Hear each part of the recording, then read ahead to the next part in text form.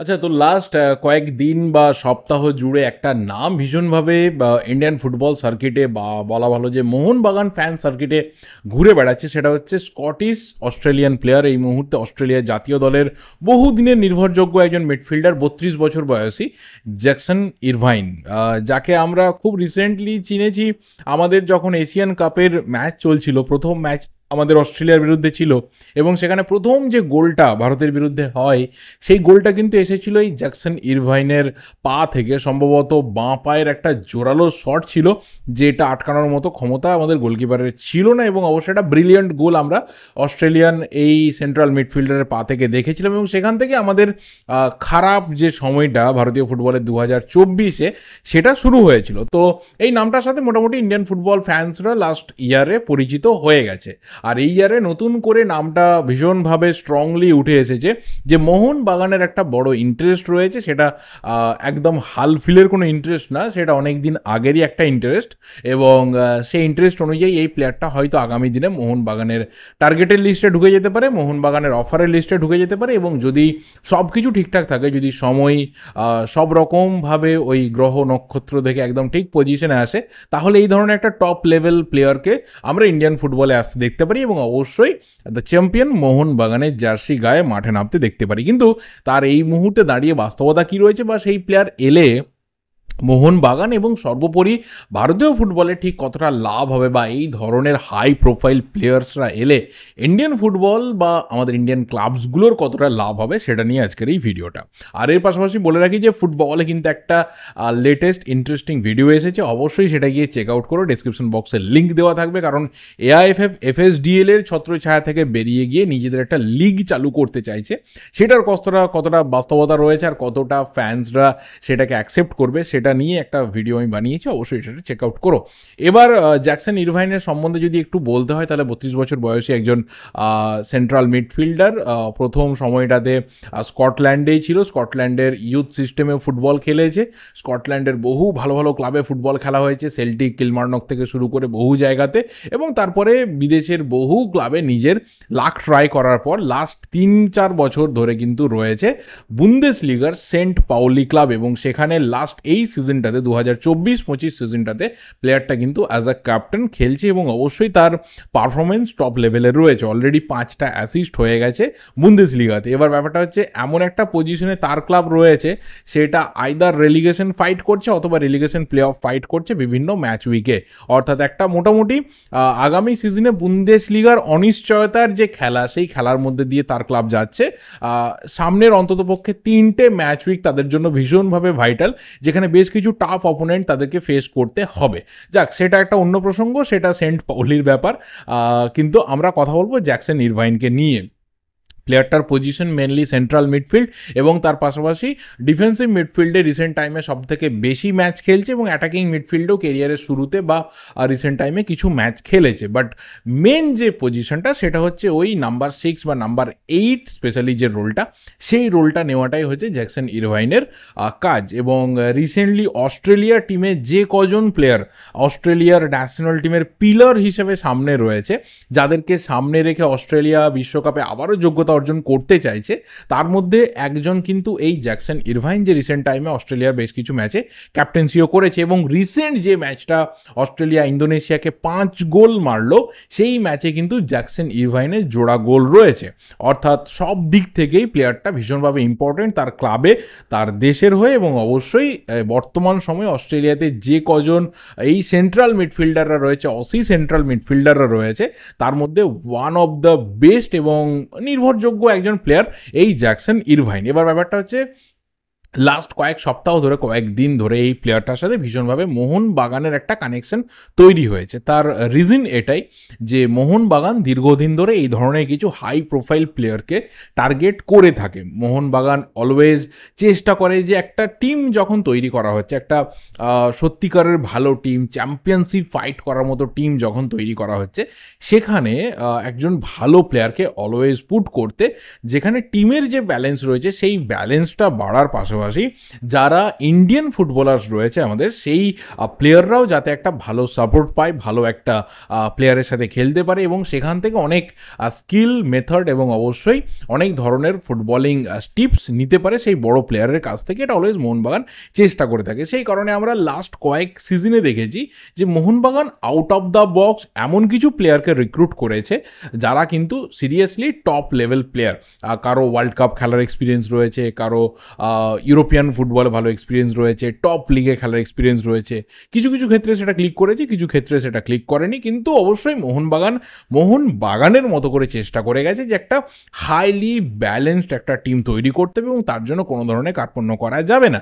যেখানে আমরা দেখেছি, আমি যদি ইনিশিয়াল টাইমটা বাদ দিই তাহলে তারপর থেকে বিশেষ করে 2021-22 বা 22-23 সিজন থেকে আমরা দেখেছি হাই প্রোফাইল নামগুলো অ্যারাইভ করতে, যেখানে আমরা ফ্লোরেন্তিন পোগবার মতো নাম দেখেছিলাম যার লিগ ওয়ানে হিউজ এক্সপিরিয়েন্স ছিল। প্লেয়ারটা ক্লিক করেনি অন্য ব্যাপার, কিন্তু অবশ্যই তার কোয়ালিটি নিয়ে কখনোই কিন্তু সন্দেহ ছিল না। একটা সময় অবধি তাকে নিয়ে চর্চা চরম লেভেলে ছিল। তার ভাই ওয়ার্ল্ড কাপ উইনার পল পোগবা, তো তার কোয়ালিটি নিয়েও আমাদের সন্দেহ ছিল না, কিন্তু এসে দেখা গেল যে ইন্ডিয়ান ফুটবলের সাথে মানিয়ে নেওয়া বা তার চোট আঘাত থেকে রিকভারি একদমই হয়নি। পেত্রাতোসের মতো প্লেয়ারকে আমরা এখন অবধি দেখছি, যাকে আমরা অস্ট্রেলিয়ার হয়ে ওয়ার্ল্ড কাপে খেলতে দেখেছি, যাকে আমরা বিভিন্ন বড় লিগে খেলতে দেখেছি অস্ট্রেলিয়াতে বা সৌদি আরবে। তার পাশাপাশি আমরা এএফসি চ্যাম্পিয়ন্স লিগ উইনার প্লেয়ারকে দেখেছি। তার পাশাপাশি আমরা ওয়ার্ল্ড কাপার হিসাবে লাস্ট সিজনে আমরা কামিংসকে দেখেছি, এই সিজনে ম্যাকলারেনকে দেখেছি। ইউরো কাপে গোল করা, মানে ইউরো কাপের লাস্ট এডিশনটার আগে অবধি আলবানিয়ার হয়ে একমাত্র গোল করা, প্রথম গোল করা আরমান্দো সাদিকুকে দেখেছি। তো প্রচুর হাই প্রোফাইল নাম আমরা দেখেছি এবং অবশ্যই রিসেন্ট টাইমে আমরা ইন্ডিয়ান ফুটবলে ক্লিক করা অন্যতম একজন বড় সুপারস্টার লাস্ট 4 বছরে, সেই প্লেয়ারকেও মোহনবাগানের জার্সিতে খেলতে দেখেছি। অর্থাৎ মোহনবাগান ব্যালেন্সের দিক থেকে বা প্লেয়ারদের যে একটা সাপোর্ট রয়েছে সেই দিক থেকে কখনোই টিম বিল্ড আপের ক্ষেত্রে কার্পণ্য করেনি। এবার ব্যাপারটা জ্যাকসন ইরভাইন বা এই ধরনের প্লেয়াররা মোহনবাগানে এলে কতটা ভালো হতে পারে, তার আগে একটা জিনিস বলে রাখা দরকার যে এই প্লেয়ারের আপাতত মোহনবাগানে আসার সম্ভাবনা ঠিক কোন জায়গায় রয়েছে। দেখো, প্রথম কথা হচ্ছে যে ওর কন্ট্রাক্ট জাস্ট লাস্ট এই 2024-এই রিনিউ হয়েছে এবং সেটা সম্ভবত 2026 অবধি ওর কন্ট্রাক্ট রয়েছে রিসেন্ট ক্লাবের সাথে, 1 নম্বর। 2 নম্বর ব্যাপার হচ্ছে ভীষণভাবে অস্ট্রেলিয়ার যে ন্যাশনাল টিম, সেই ন্যাশনাল টিমের সাথেও এতটাই কানেক্টেড এবং ওর টিম, কোচ, পুরো ম্যানেজমেন্ট খুব ভালো করে জানে যে বুন্দেসলিগার মতো লিগ ছেড়ে যদি তার থেকে অনেকটাই কমা লিগে, মানে এটা আমি বলতে বাধ্য হচ্ছি, হয়তো একজন ভারতীয় হিসেবে এটা আমার বলতে খারাপ লাগে, কিন্তু স্টিল এই কথাটা ঠিক যে আমরা ওদের লেভেলে তো নই। 100 র্যাঙ্ক করলেও আমরা সেই জায়গাতে রিচ করতে পারবো না। আমাদের অন্ততপক্ষে যে ফুটবলের স্ট্যান্ডার্ড রয়েছে সেখানে সবসময় স্যালারি বা বিভিন্ন রকম অফারটা ম্যাটার করে না। একটা প্লেয়ার দেখবে যে আমি স্যালারি যা পাচ্ছি তার থেকেও বড় কথা যে আমি খেলছি কোথায়, আমার যে এনভায়রনমেন্টে আমি খেলাটা খেলবো সেটাতে আমার তত বেশি করে ইমপ্রুভমেন্ট হবে এবং সেই প্লেয়ার কিন্তু সেই তত বড় এনভায়রনমেন্টেই খেলতে চাইবে। সে কখনোই কিন্তু বুন্দেসলিগা ছেড়ে ইন্ডিয়ান সুপার লিগকে এই টপ ফর্মের জায়গাতে অ্যাকসেপ্ট করতে চাইবে না। এবং অবশ্যই ন্যাশনাল টিমের ক্ষেত্রে তার যে পজিশন রয়েছে বা তার যে ইনভলভমেন্ট রয়েছে সেটা অনেকটা লুজ হতে পারে। অর্থাৎ এই জায়গাতে দাঁড়িয়ে, এই 2025-এ দাঁড়িয়ে জ্যাকসন ইরভাইন মোহনবাগানে আসবে বা আসতে পারে, এই ভাবনাটা একটু এই ভাবনা থেকে দূরে থাকাটাই আমাদের দরকার। কারণ প্লেয়ারটা এতটাই হাই প্রোফাইলের বা তার সামনে এতটাই হাই প্রোফাইল কিছু জব রোল রয়েছে, এতটাই হাই প্রোফাইল কিছু অপরচুনিটিস রয়েছে ক্লিক করার মতো, সেই জায়গাতে মোহনবাগানের ভালো অফার থাকলেও অ্যাকসেপ্ট করাটা তার পক্ষে ইজি হবে না। তার মার্কেট ভ্যালু এই মুহূর্তে ইন্ডিয়ান কারেন্সিতে 16 কোটির মতো, সেটা ফ্যাক্টর নয় ডেফিনেটলি।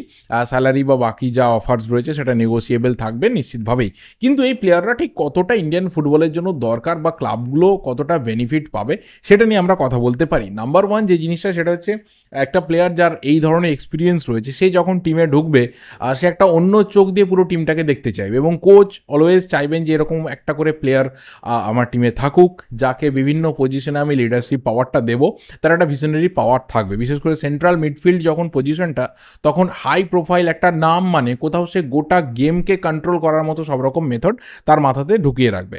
নাম্বার 2, যেটা আগেই বললাম যে আমাদের যারা ইন্ডিয়ান প্লেয়ার্সরা রয়েছে তারা কিন্তু একটা ভালো সাপোর্ট পাবে, একটা বড় প্লেয়ারের থেকে শেখার মতো অনেক কিছু পাবে।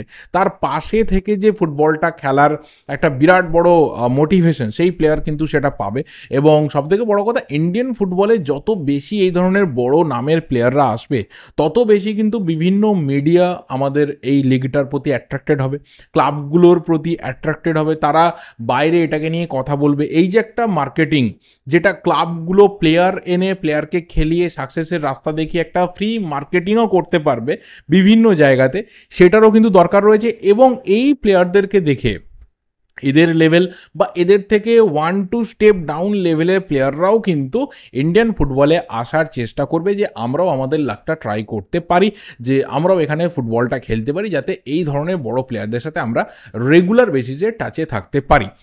অবশ্যই 32 বছর বয়সে হয়তো আমরা জ্যাকসন ইরভাইনকে ইন্ডিয়ান ফুটবলে বা মোহনবাগানের জার্সিতে না দেখতে পেলেও আমি অন্তত এক্সপেকটেশন রাখছি যে 34.5 ইয়ার্স অফ এজে গিয়ে হয়তো 2 সিজন পর আমরা জ্যাকসন ইরভাইন বা জ্যাকসন ইরভাইনের মতো লেভেলের প্লেয়ারদেরকে ইন্ডিয়ান ফুটবলে দেখব, মোহনবাগানে দেখব। কারণ অসম্ভব বলে কিছু না, কারণ আমরা যদি জেমি ম্যাকলারেনের মতো প্লেয়ারকে মোহনবাগানে আসতে দেখতে পারি, যে এ লিগের সর্বোচ্চ স্কোরার, যে অস্ট্রেলিয়ার একটা সময়ে ন্যাশনাল টিমের নাম্বার 1 স্ট্রাইকার ছিল, তার ইনফ্লুয়েন্সটা অন্য লেভেলের ছিল, সেই প্লেয়ারকে যদি আমরা আসতে দেখি, তাহলে জ্যাকসন ইরভাইন আমার মনে হয় না যে খুব বেশি দিন দূরে আছে বলে।